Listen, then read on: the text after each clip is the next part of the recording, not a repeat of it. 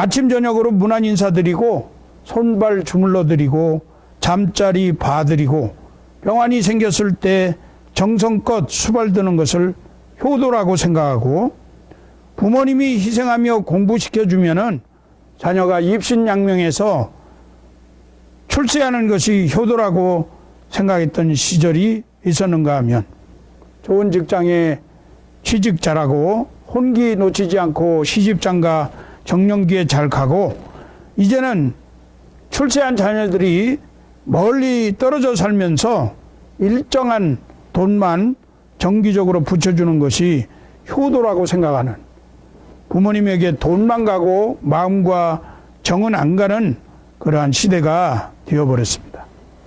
세상이 너무 험악하다 보니까 부모를 해코지하는 불안당 같은 자녀들이 종종 있어서인지 부모에게 얹혀 살거나 돈 뜯어가지 않고 가문에 먹칠하지 않는 특별한 사고 치지 않는 게 최고의 효도라고 생각하는 부모들이 생겨나게 되었습니다.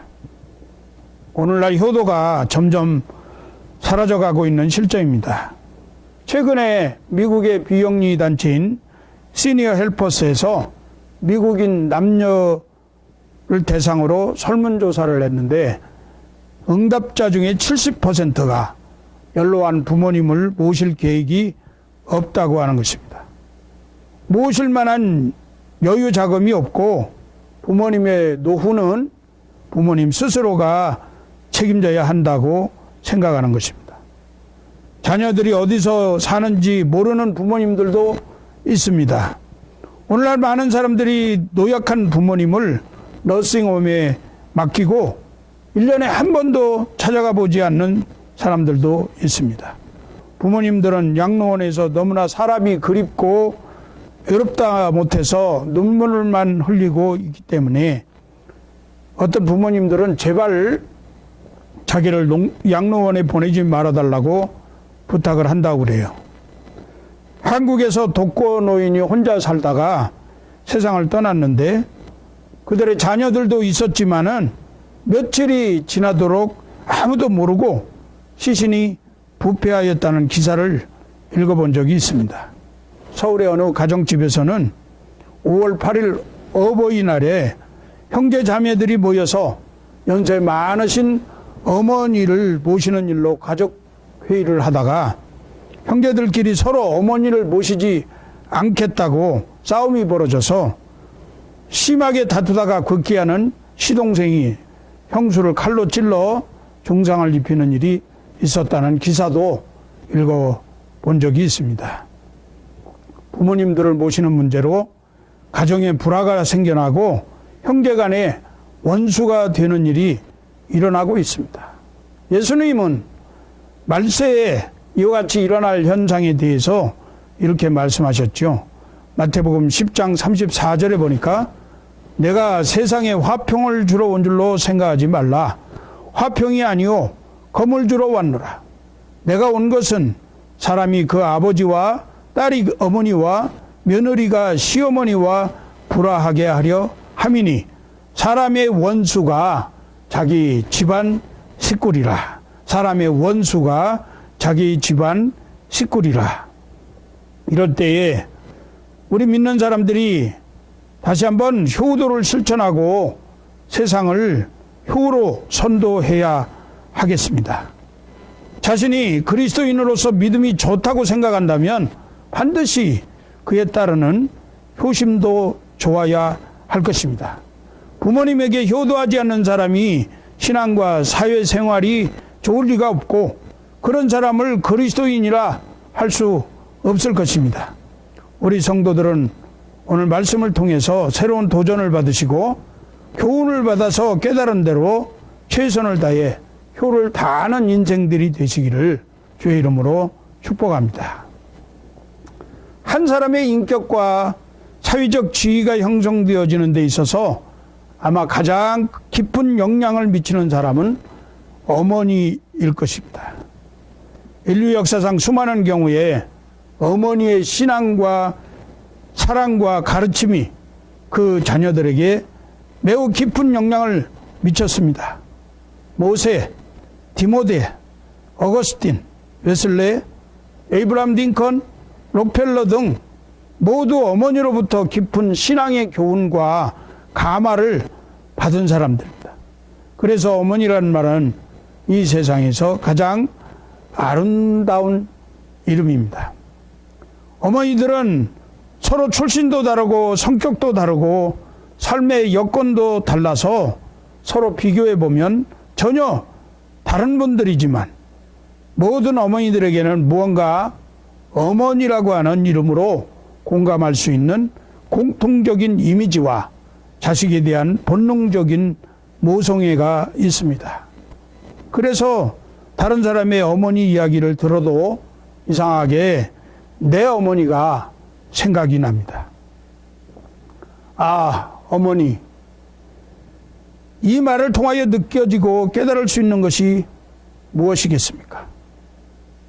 자식을 위해서라면 그 무엇에도 놀라지 않으시고 그 무엇에도 흔들리지 않는 연약하지만 강한 여인, 자녀들에 대한 희생으로 자신의 일생과 삶이 점철되다가 자신은 실종되어 버린 여인. 그렇지만 자녀들 중에 이런 사랑과 헌신을 진정 고마워하고 알아주는 사람은 별로 많지 않은 것 같습니다. 그냥 어머니는 그래야 하는 여인이고 그래도 되는 줄만 알고 우리는 살아왔습니다. 돌아보면 우리들도 어머니의 사랑과 희생을 너무 당연히 여기고 그냥 그래도 되는 줄 알고 살아오지 않았습니까? 이 시간에 심순덕이란 시인이 엄마는 그래도 되는 줄 알았습니다라는 시를 제가 소개하겠습니다. 하루 종일 밭에서 죽어라 힘들게 일해도 엄마는 그래도 되는 줄 알았습니다. 찬밥 한 덩이로 대충 부뚜막에 앉아 점심을 때워도 엄마는 그래도 되는 줄 알았습니다. 한겨울 냇물에 맨손으로 빨래를 방망이질 해도 엄마는 그래도 되는 줄 알았습니다. 배부르다, 생각 없다, 식구들 다 먹이고 굶어도 엄마는 그래도 되는 줄 알았습니다. 발 뒤꿈치 다 헤어져 이불이 소리를 내어도 엄마는 그래도 되는 줄 알았습니다. 손톱이 깎을 수조차 없이 달고 문드러져도 엄마는 그래도 되는 줄 알았습니다. 아버지가 화내고 자식들이 속썩여도 끄떡없는 엄마는 그래도 되는 줄 알았습니다. 외할머니 보고 싶다. 외할머니 보고 싶다. 그것이 그냥 넋두리인 줄만 한밤중에 자다 깨어 방구석에서 한없이 소리 죽여 울던 엄마를 본 순간 아, 엄마는 그러면 안 되는 것이었습니다. 저희 어머니가 96세로 세상을 떠났는데 어머니가 살아계실 때 제가 한국에 가서 어머니를 뵙고 나서의 느낌은 뵐 때는 기쁘고 좋은데 어머니를 두고 떠나올 때 마음이 참 안타까웠습니다. 그만 먼저 들어가시라고 해도 자신의 시야에서 제 모습이 사라지는 순간까지도 불편한 몸을 이끌고 밖에 나와 큰 거리까지 따라 나서면서 얼른 가서 건강하게 성도들 잘 돌보고 목회 잘 하라고 손을 흔들며 격려하셨던 모습이 어머니 세상에서 떠나신 후에야 아련한 추억으로 떠오르곤 합니다. 아, 어머니 사랑합니다. 어머니의 뒷모습이 보이기 시작하면 비로소 사랑이 시작된 것이라고 말을 합니다. 철부지일 때는 앞모습만 보다가 철이 들기 시작하면 뒷모습이 보이기 시작합니다. 언제부터인가 그 어머니의 뒷모습이 보이기 시작했습니다. 그 어머니의 뒷등으로 업어서 저를 키워주셨습니다. 그 등으로 못난 자식의 고통과 수고의 짐을 대신 져주셨습니다. 오직 자기 자식 잘되기를 바라는 마음 하나로 허리가 부러지고 등골이 휘도록 고생하셨고, 그 등을 하늘을 향해 하나님께 보이시면서 새벽마다 눈물로 엎드려 기도하셨습니다. 그 어머니의 뒷모습이 점점 커 보이는 것은 이제야 제가 철이 드나 봅니다. 어머니는 늘 그런 존재였습니다. 이사야서 49장 15절 말씀에 여인이 어찌 그 젖먹는 자식을 잊겠으며 자기 태에서 난 아들을 긍휼히 여기지 않겠느냐. 그들은 혹시 잊을지라도 나는 너를 잊지 아니할 것이라. 이렇게 하나님은 자기의 사랑을 어머니의 사랑에 빗대어서 말씀해 주셨습니다. 어머니, 이 말 속에서 사랑이 무엇인지를 깨닫게 합니다. 어머니는 자신의 몸 안에서 우리의 생명을 잉태하였고 죽음을 각오한 산고의 고통을 감내하면서 우리를 낳으셨고 진자리 마른 자리를 갈아주면서 키워주셨습니다. 그뿐만 아니라 온갖 정성을 다하여 배움의 길로 인도하였고 한 사람의 독립적인 인격이 형성되도록 모든 것을 참고 인내해 주셨습니다. 이 모든 과정에서 우리에게 깨닫게 한 것은 어머니의 사랑입니다. 사랑이 무엇인지 우리에게 보여준 분이 어머니이십니다. 어머니의 그 사랑으로 오늘 우리는 어른이 되어서 이렇게 존재하고 있는 것입니다.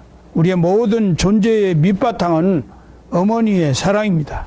어머니는 자식들 마음속에 영원한 사랑으로 각인되어 있기 때문입니다. 그러기에 하나님은 우리에게 자신의 사랑을 어머니의 사랑으로 나타내 보여주셨습니다. 하나님은 말씀을 통해서 그리스도인들이 효를 다하는 인생이 되라고 명령하십니다.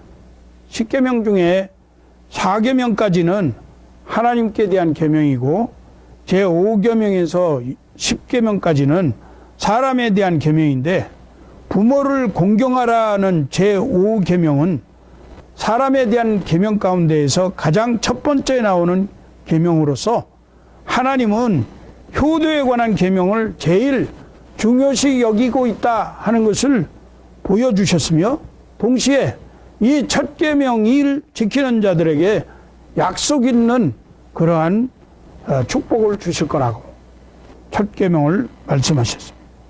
에베소서 6장 1절에서 3절 말씀해 보니까 자녀들아 주 안에서 너희 부모에게 순종하라. 이것이 옳으니라. 네 아버지와 어머니를 공경하라. 이것은 약속이 있는 첫 계명이니 이로써 내가 잘되고 땅에서 장수하리라. 신명기 5장 16절에서는 너는 너희 하나님 여호와의 명한대로 네 부모를 공경하라. 그리하면 너희 하나님 여호와가 네게 준 땅에서 네가 생명이 길고 복을 누리리라. 우리는 예수님의 효도를 본받으면 효를 다하는 인생이 될 수 있습니다. 어머니는 결코 완전하지 못합니다. 실수도 자주 하고 허점, 약점, 결점, 단점 모르는 것도 있으시기 마련입니다.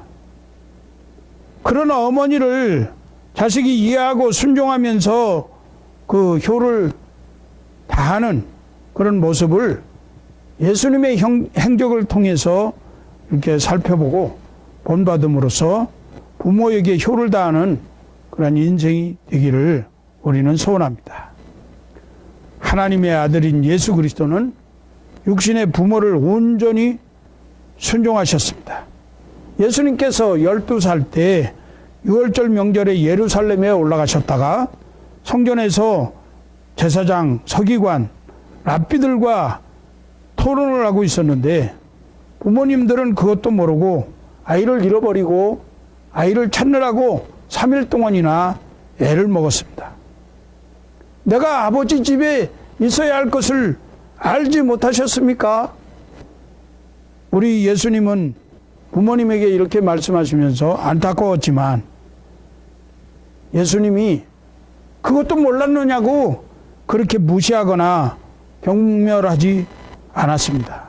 오히려 어머니와 함께 나사렛으로 다시 돌아가서 순종하면서 부모님을 받들었다고 했습니다. 누가복음 2장 51절에 보니까 예수께서 한 가지로 내려가사 나사렛에 이르러 순종하여 받드시더라.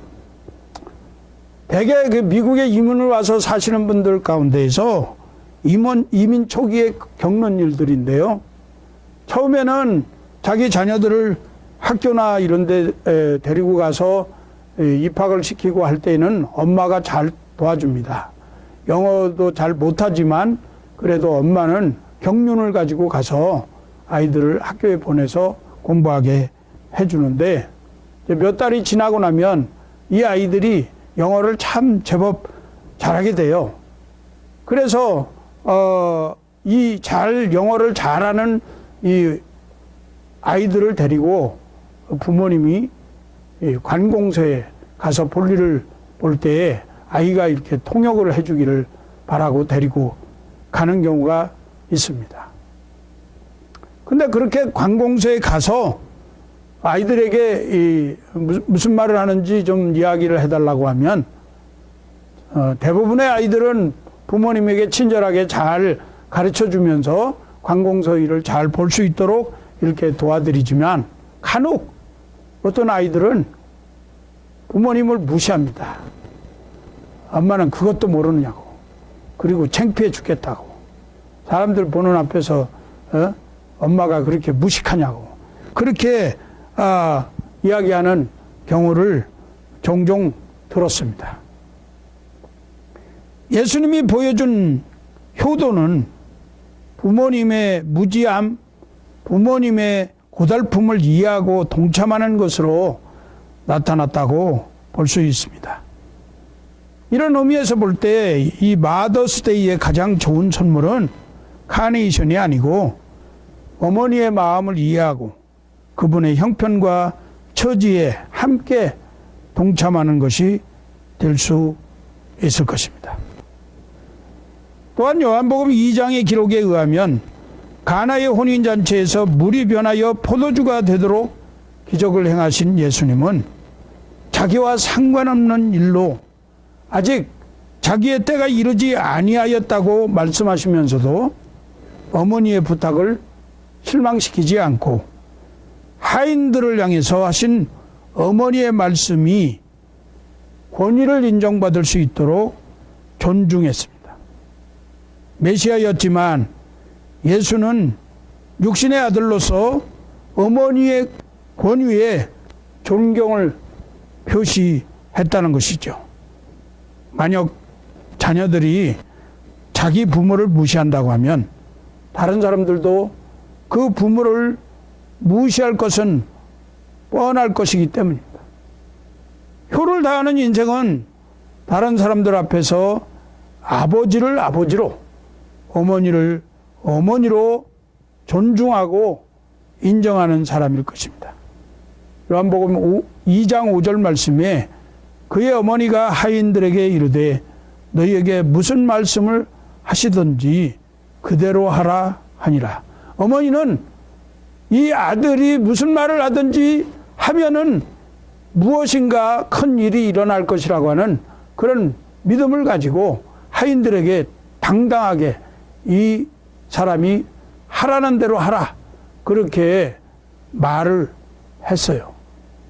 그것을 그 말이 효력이 나도록 예수님께서 어머니의 말씀을 인정하고 존중했다고 하는 것입니다. 그리고 십자가에서 인류의 대구속사역을 감당하는 순간에도 어머니를 생각했습니다. 내 생각과 이치에 맞지 않는다 하더라도 부모님이 말씀하시면 순종하시기 바랍니다.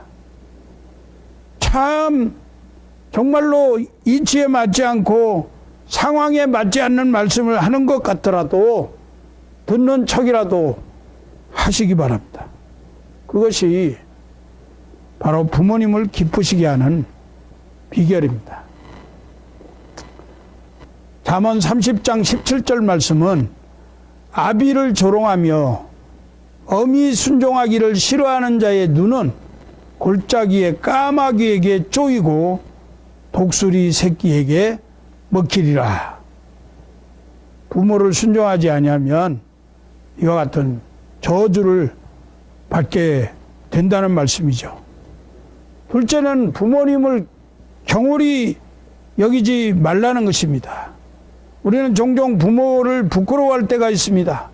많이 배우지 못한 것에 대해서, 볼품없는 외모나 직업에 대해서 부끄러워할 때가 있습니다. 그것이 바로 부모를 경히 여기는 것입니다. 따라서 경홀히 여기지 말라를 적극적으로 해석한다고 하면 부모를 자랑스럽게 여겨라, 그런 의미입니다. 부모 없이 태어난 사람 있습니까? 부모님은 바로 내 존재의 뿌리예요. 부모님의 생명을 건 사랑의 결과로 자식이 이 세상에 태어났고 자식들을 키우기 위해서 자신의 모든 것을 부모님들이 희생하셨습니다. 평생 동안 다 주시고도 더 주지 못해서 안타까워하는 것이 부모님의 심정입니다. 그 은혜를 안다고 하면 우리는 당연히 부모님에 대해서 자랑스러워해야 하지 않겠습니까? 신명기 27장 16절 말씀은 그의 부모를 경홀히 여기는 자는 저주를 받을 것이라 할 것이요 모든 백성은 아멘 할지니라. 부모를 경홀히 여기면 저주를 받는다는 것입니다. 셋째는 부모를 기쁘고 즐겁게 해드려야 효를 다하는 인생입니다. 오늘 본문 23장 23절에서 25절은 진리를 사되 팔지는 말며 지혜와 훈계와 명철도 그리할지니라. 의인의 아비는 크게 즐거울 것이요 지혜로운 자식은 낳은 자는 그로 말미암아 즐거울 것이니라. 네 부모를 즐겁게 하며 너를 낳은 어미를 기쁘게 하라. 진리 되신 예수 그리스도를 사라는 말씀이에요. 값없이 돈 없이 예수 그리스도를 살아, 그 말씀이에요. 예수 그리스도를 믿으며 살고 지혜의 근본이신 하나님을 경외하면서 그 훈계를 따를 때에 효를 다하는 명철이 생겨서 부모님을 기쁘게 즐겁게 그렇게 할 수가 있을 것입니다. 이제 말씀을 맺습니다. 성도의 삶과 인격은 부모님을 잘 대해드리는 태도에 나타나 있습니다. 사실 부모님의 은혜를 생각하면 우리가 부모님께 해드린 것은 효도라고 내세울 것이 없는 부족한 것들입니다.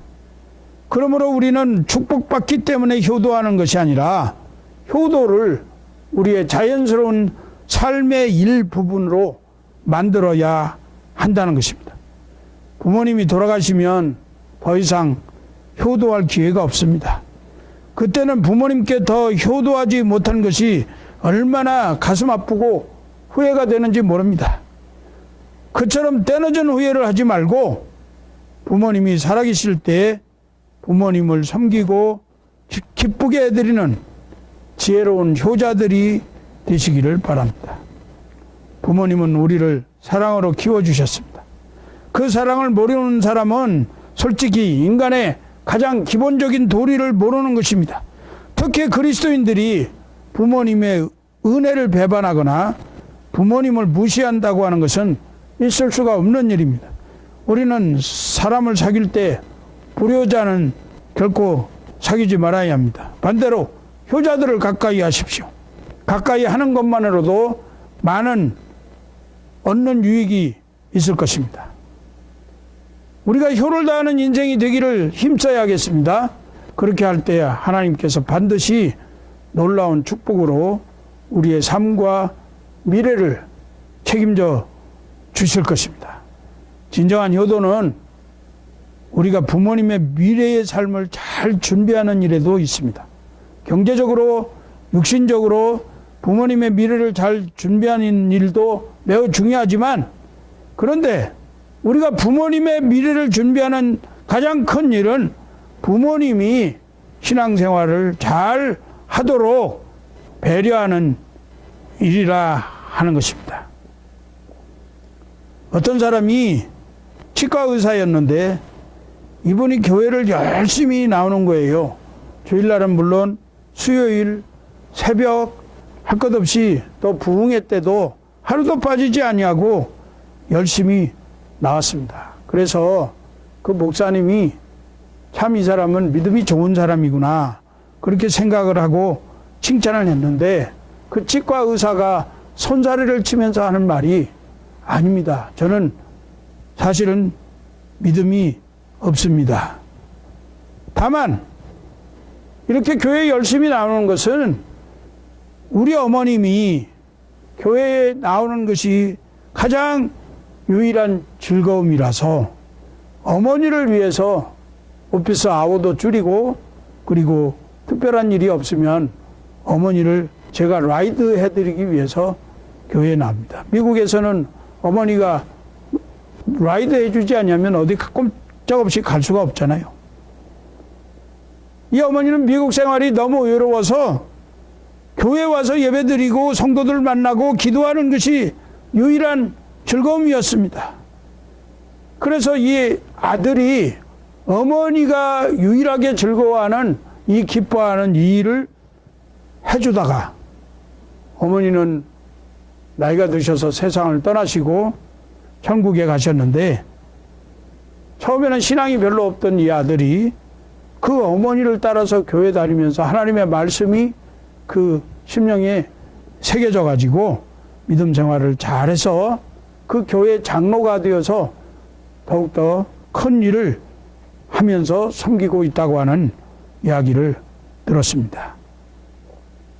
여러분들이 부모님의 미래를 위해서 해줄 수 있는 가장 큰 효도는 부모님이 신앙생활을 잘 하도록 도와드리는 일입니다. 우리 부모님의 은혜를 겪고 있지 말고 앞으로 부모님께 더 잘하겠습니다 라고 다짐하는 시간이 되었으면 좋겠습니다. 이제 부모님을 순종하면서 부모님이 기뻐하는 일을 최대한 기쁘게 해드리고, 부모님을 존중하고 부모님께 더욱더 하나님의 말씀으로 권고해서 부모님도 믿음을 확인하고, 그렇게 해서 이 땅에서 잘되고 크게 성공하고 장수하는, 정말로 하나님의 약속의 축복을 누리는 그러한 효를 다하는 인생들이 되시기를 주의 이름으로 축복합니다.